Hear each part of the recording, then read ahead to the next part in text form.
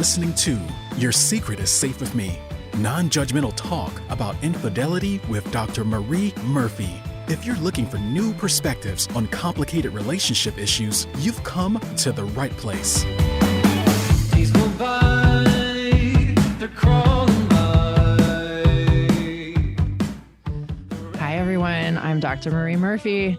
I'm a relationship coach, and I help people who are engaging in anything they think counts as infidelity to deal with their feelings, clarify what they want, and make decisions about what they're going to do.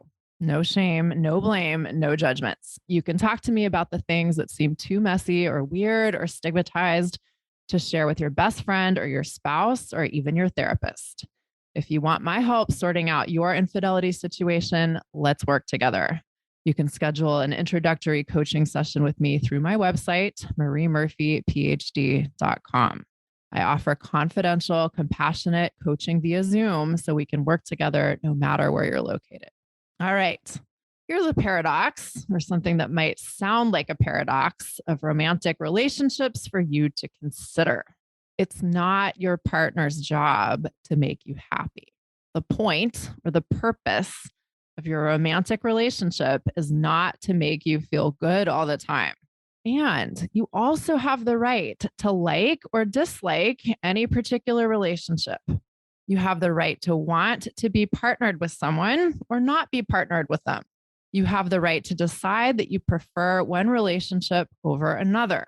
And interestingly, when we don't depend on our partner or on our relationship to feel good, we're able to make better decisions about what we want and what we don't want in a relationship. I'm going to get into the details of how this works, and I'm going to explain why this may seem paradoxical, even though it really isn't, momentarily. But before I do, I want to emphasize that today's episode is one of those that will be completely relevant to you, whether you're engaging in infidelity or not. If you are engaging in infidelity, it will be helpful to you. And if you're a human trying to navigate your experience of a romantic relationship, it will be helpful to you as well. There are so many messages out there in our culture about how romantic relationships are supposed to be a continuous source of joy and happiness and delight and all sorts of other wonderful things.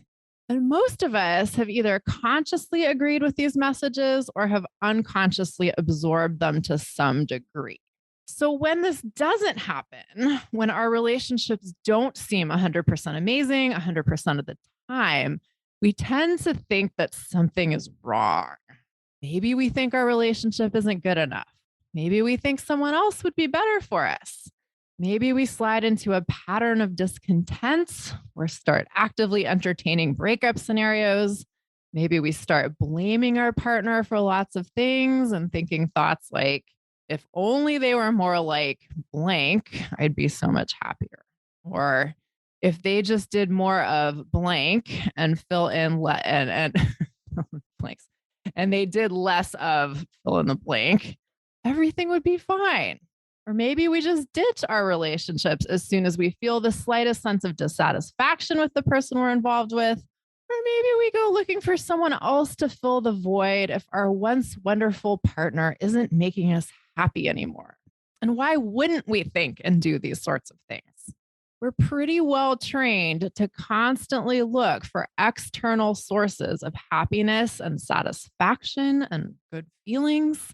And romantic relationships are billed as a very potent, powerful source of happiness and satisfaction and good feelings. And there are a lot of messages out there that suggest that the whole point or purpose of being in a romantic relationship is to be blissfully happy. But there isn't nearly as much appreciation out there for the fact that even the best romantic relationships aren't always blissful. Even the most devoted, compatible couples experience conflict, boredom, frustration with each other, asynchronous desires, sexual or otherwise, divergent interests, different, sometimes wildly different communication styles. And all of this stuff can be uncomfortable, but it's also a completely normal part of being intimately involved with another human for any length of time.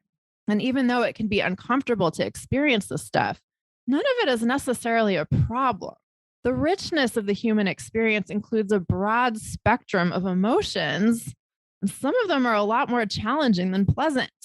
The experience of being intimately involved with another person, especially for months, years, or even decades, can be challenging and confounding in addition to being wonderful. And we don't talk about that side of the coin enough. There aren't many cultural messages broadcasting the challenges inherent to romantic relationships and the normalcy and potential value of having experiences with your partner that are anything other than delightful.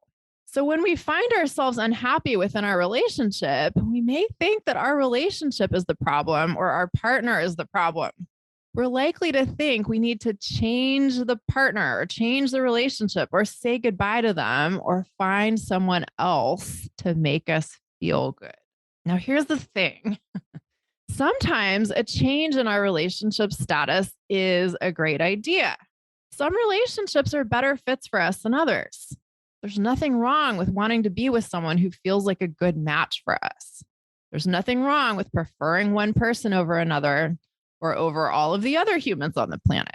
But it's incredibly hard to figure out what we prefer or who is a good match for us or whether a given relationship is right for us or good enough, so to speak, if we expect our partner and our relationship with them to make us happy all the time. No person, no matter how great they are, is going to make you feel good all the time. More on that in a minute. Nobody's going to make you feel good, period. Even the best relationship will not be a constant source of joy and satisfaction and love. So, if that's what you've been expecting from your relationship and you're finding yourself feeling dissatisfied, I have excellent news for you.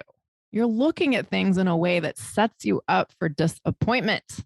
If you shift your perspective, you'll either find a lot more happiness in your current relationship, or you'll be able to get a lot more clear about wanting to end the relationship and a lot more likely to find someone who is a better fit for you in the future and enjoy your relationship with them. And if you're trying to make decisions about a relationship or multiple relationships, this perspective shift will help you do so. Here it is. The key to your happiness is recognizing that the only person who can make you happy in your relationship is yourself. I'll say that again. The key to your happiness is recognizing that the only person who can make you happy in your relationship or with your relationship is yourself. I know that might sound a little counterintuitive or even absurd. So let's look at how this works in practice. Although you have presumably felt happy when you're with your partner, and as a result of your interactions with your partner doesn't cause your happiness. Your thoughts and feelings about them cause your happiness. You like things about your person. You think all kinds of positive thoughts about them. And your positive thoughts about them create good feelings about them. These thoughts and feelings may seem to come out of nowhere, but they are still your thoughts and your feelings. Someone else could meet the person you're in love with or enamored with and be totally repulsed by them. You could wake up one morning and decide that you are totally repulsed by them. And as you're probably well aware, this sort of thing happens all the time. And it's not that the person has changed, it's the same person. It's your thoughts and feelings about them that have changed. We tend to think that love is this supernatural force that comes out of nowhere. And it's true that your thoughts and feelings about the person you're in love with or the person you love or are attracted to may arise very unintentionally. So it may seem like you have no control over them and the feelings are just coming out of nowhere as if by magic. But even if it happens unintentionally, it's still your thinking about your person that creates your feelings about them. Let's look at how this works in practice. We're going to try a little exercise. Think about a time when you felt deliriously happy with your person, intoxicated with love, amazed with your good fortune to be with them. Call up these memories and really swirl them around in your mind for a moment. How do you feel? Probably pretty good. Now, think about a time when you felt very displeased with your person. Don't pick the worst possible memory you can access. Please don't do that. But think about a time when your person did something you didn't like and you were unhappy with them or annoyed by them or hurt by what they did. Sit with those memories for a moment. How do you feel now? Probably not so great.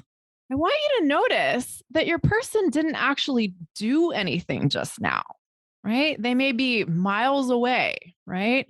All you had to do was summon thoughts of them and relive a few memories.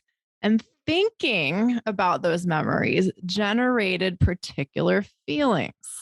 This little exercise begins to illustrate the relationship between what you're thinking about your person or about your relationship and how you feel about your person and your relationship. It isn't your person and anything they do or don't do that causes your feelings. Yes, your person exists. Yes, their behavior exists. All of that stuff is real. We're not denying any of that. But it's not their existence or their actions that causes you to be happy or unhappy. It's what you're thinking about them. When we're aware of how this works, we can use this to our advantage. What tends to happen, often in the early stages of a relationship, but not necessarily, is that we'll get to know someone and we'll think they're great. And as a result, we'll feel great about them and with them. And if we're focusing on great things about our person, we're likely to see more things about them we think are great. And of course, this compounds the amazing feelings we're having. And all of this is wonderful. But what we tend to do is attribute all of our good feelings to who our partner is, or the attributes we think they possess, or the features of our relationship with them, or whatever. What's really going on, though, at the most fundamental level, is that we're thinking really great thoughts about the person and our relationship with them. And again, when we do this unintentionally or without any effort, it may seem like it's just happening as if by magic. And that's fine. There's nothing wrong with that. It can be really nice when it seems like love or attraction or desire just happens. And there's nothing wrong with enjoying that. It's wonderful. But it's also important to be aware that feelings of dislike can seemingly arise by magic if we're allowing unintentional thinking to run the show. Unintentional thinking will create our feelings for better and for worse. If you start noticing things you don't like about your partner, you may get into the habit of focusing on those things and looking for more things you don't like. And that's going to have an impact on your feelings, right? And this happens all the time. We meet someone, we think they're great, we feel really good, and it just seems like it's just happening to us. And then we get to know them better and we start noticing things about them that we don't like in addition to the things we do like. And we may just, start to think that like, well, this isn't really like all that great after all. We're pretty annoyed with someone we used to think was amazing and we think it's them. We think it's something they're doing. Nothing wrong with noticing things you don't like about someone. But when we think that we feel upset or annoyed or hurt or bored because of how our person is or whatever they do or don't do, we're in trouble.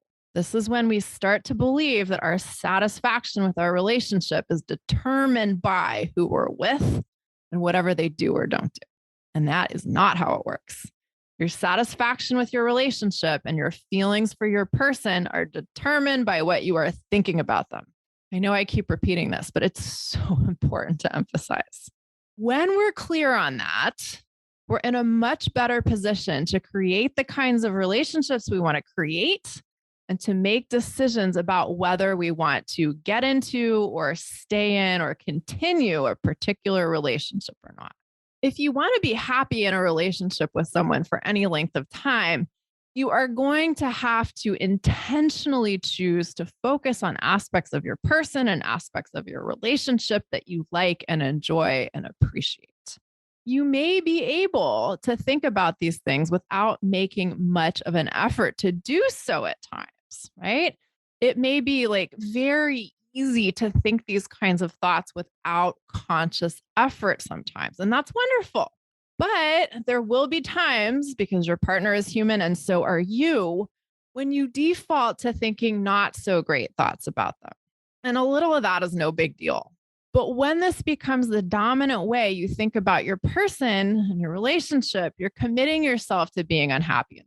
You could choose to focus on purpose about what's great about your relationship instead of letting your unintentional thinking run the show. And doing this may take some effort, but the reward is that you get to feel good. When you choose to focus on what's great about your relationship, you use your power to intentionally feel good instead of unintentionally allowing the power of your mind to make you feel not good. Now, a lot of times when I talk to people about this and talk about applying this to their lives and their relationships, they say something like, wait, are you telling me that if I chose to, I could be happy with anyone? And my answer is yes, that is what I'm saying. And that does not mean you have to choose to be in a relationship with anyone. This is where the paradox, or what might seem like a paradox, comes in. Looking for things you like about someone does not compel you to be in or stay in a relationship with that person. Having a long list of things you love about someone doesn't mean you have to be together in a romantic partnership. You get to choose whether or not you want to be in a relationship with someone for whatever reasons you want. If you were willing to focus on what you love about people, you could probably feel love for a lot of people. And some people do this. Maybe you are one of these people. Some people feel love and attraction to a love for and attraction to damn near everyone they meet, right? And they still make clear choices, or some of them do anyway, about who they want to be in a relationship with and who they don't want to be in a relationship with. It's possible to say, wow, I love people. You know, I could love anyone. I could be attracted to anyone. There are so many amazing, beautiful, wonderful, interesting people out there. And I still choose to be with this one person. Or if you're in a relationship with more than one person, I still choose to be in relationships with these three people. Out of all of the wonderful people in the world, I choose them, right? The question of what you can appreciate about someone is separate from the question of whether you want to be in any kind of a relationship with them or not. We do have all of these vague but powerful notions about what love is and how it works that might imply that this isn't the case. So if your thinking about this point has been convoluted until now, that's completely understandable. But starting today, you can decide that what you appreciate and love and enjoy about someone does not have to determine whether or not you want to be in a relationship with them. Think about, for example, people who don't want to be married or don't want to be in a committed relationship. They can and do get out there and enjoy romantic connections with people they like very much. But for them, really enjoying someone, loving them, being attracted to them doesn't mean they want to commit to them or shack up with them or do any of that stuff, because they have decided that that sort of relationship is not what they want. And then in contrast, plenty of people decide that they want to get married. They just want to get married. And they decide they want to get married to a particular person, even when they aren't really sure what they like or love or appreciate about that person. They've decided for whatever reasons that they're going to get married. And even if they aren't really sure about the relationship with the person they're marrying, they proceed with the marriage. This happens all the time, right? In part because there is sometimes so much social pressure to get married. So again, the question of whether or not you like or love or appreciate with someone doesn't mean you have to make a particular decision about having a relationship with them. These are two separate questions. You get to decide what you want in a relationship and what you don't want in a relationship. You get to decide whether you want to stay in or get into any particular kind of relationship or not. You always get to decide whether you want to stay in the relationship you're currently in. These choices are always available to you, and you can make these choices for any reason you like. Now, when I work with people who are considering these kinds of choices, one of the most important things we do is get clear on what their decision-making criteria are. And, this is an essential part of making these choices. And that's a whole other topic. We're not going to get into that now. For today's purposes, the basic points are if you're willing to focus on looking for things that you love about someone, you could well love anyone. You really could. You could be willing to be married to anyone. You could be willing to be in a relationship with anyone, but you also don't have to. You're allowed to say, I see wonderful things in this person. I see wonderful things in this relationship, but it's not what I choose. I know what I want, and this just isn't it. I know that I create my feelings about my partner and I create my feelings about my relationship through what I choose to think about my partner and my relationship. So theoretically, I could choose to think great thoughts about anybody. And I know that I want to be with someone who salsa dances and scuba dives and likes to have sex the way I like to have sex. So that's what I'm pursuing in a relationship. Let's talk about two practical implications of this. Sometimes we're in a committed relationship with someone and we feel really dedicated to our commitment, but not all that thrilled about our partner. And of course, there could be an infidelity component to this sort of scenario, but there doesn't have to be. Choosing to focus on all of the things you like and enjoy and appreciate about your partner can be extremely beneficial, even if you're pretty sure you want to leave the relationship. When you can think about all the things you genuinely appreciate or enjoy or love about your partner, your feelings for them will shift. And that, first of all, can feel better, right? And you'll start to see in practice for real that you really are in charge of how you feel about your partner and your relationship with them. And sometimes the result of engaging in this endeavor in a sustained way is that people realize they've inadvertently gotten into the habit of focusing on all the things they don't like about their relationship and their partner. And once they deliberately shift their focus, they realize that they actually love their partner and their relationship with them, and they want to stay with their partner, right? And that can be a great outcome. And sometimes people realize that thinking about what they appreciate about their partner and their relationship feels a whole lot better than thinking about things they don't like about their relationship and feeling unhappy as a result. And realizing that they're in charge of their feelings feels a whole lot better than believing that their relationship causes them to be unhappy.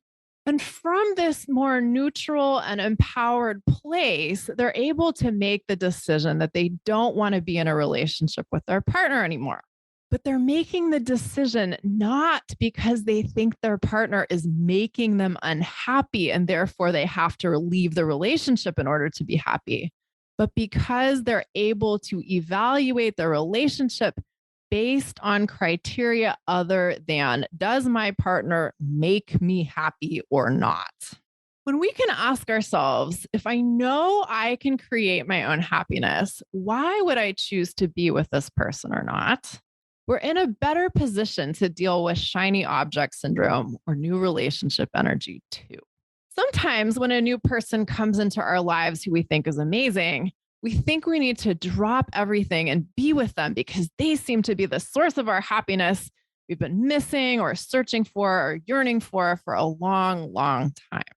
And this can happen if we've been alone and wanting to be in a relationship, or it can happen if we've been in another relationship or in other relationships and haven't been particularly happy.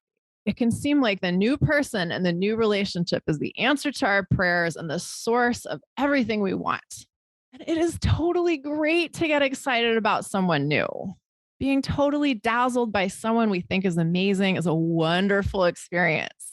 But when we get swept off our feet, so to speak, it's really important to remember that it's not the new and exciting person that makes us feel good. Our unintentional thoughts about them may be amazing and they may have come effortlessly, but we've got to remember that it is not the new exciting person in and of themselves that makes us happy. It is what we're thinking about them that makes us feel the feelings we're feeling. And this is so important because sometimes people tell me that they want to be with someone because they believe their new and exciting person makes them so happy. And, again, let me stress that feeling good with someone is great. My point is not that you should reject feeling good or question feeling good or ignore the beauty of feeling amazing with someone. All of that stuff is wonderful, and I am all in favor of enjoying it. Make no mistake about that. But enjoying a whole bunch of great feelings with someone is one thing, and making major decisions about your relationships because you think your person is the source of those good feelings is another thing. So often when I work with folks who have been in a committed relationship for a long time and have gotten involved with someone new, they'll say, oh, this new person makes me feel so good. And my old partner doesn't make me feel any of those things. And you're totally allowed to to prefer your new person. You're totally allowed to want to pursue a relationship with your new person and to end your relationship with the person you've been committed to. And that could be a great decision for you. But I don't want you to make that decision exclusively because you think your old partner doesn't make you feel good and you think your new partner does. All right. Sometimes when people start to understand that it's their thoughts that create their feelings, they start to wonder whether there's any point in wanting any particular thing or any particular person or any particular experiences in life if they could theoretically choose to enjoy anything. And I think this is such an important matter to consider. My take on this is that there's so much value in choosing what we want in our relationships and in any other areas of our lives. In a world full of options, there is great value in deciding what we prefer, deciding what we want to pursue, and deciding what's important to us because this helps create clarity and purpose and certainty in our lives. And if you value clarity and purpose and certainty, it's important to intentionally create those things for yourself. But getting clarity and purpose and certainty does not mean we will feel fantastic all the time. And that's okay. When we believe in the importance of what we're doing, when we like the choices we've made about how we want to live our lives and what kinds of relationships we want to be in and who we want to be with, we get to experience all of the human emotions in a very different context from how we will experience them if we don't know what we want and we don't have much clarity about anything. There's a big difference between having a hard day in the midst of a life that you are excited to be living and having a bad day in the midst of a life that you wish you could escape. There's a big difference between experiencing challenges and discomfort within the context of a relationship you know you want to be in and why you want to be in it, and experiencing unhappiness in the context of a relationship you're ambivalent about. All right, everyone, that's it for today. If you would like my help making decisions about your relationship or relationships, you can schedule an introductory coaching session with me through my website, mariemurphyphd.com. I can help you organize your thinking, deal with your feelings in a new way, and make decisions about your relationships you feel great about. When you're unsure about your relationship or relationships, making choices can seem really overwhelming, but together we will help you find clarity and peace. If you've enjoyed what you've heard today, I'd love it if you would rate and review the show on iTunes. Thank you so much for listening. Have a great week. Bye for now. Thanks for listening to Your Secret is Safe with Me with Dr. Marie Murphy. Make sure to click subscribe to get updates on our latest episodes.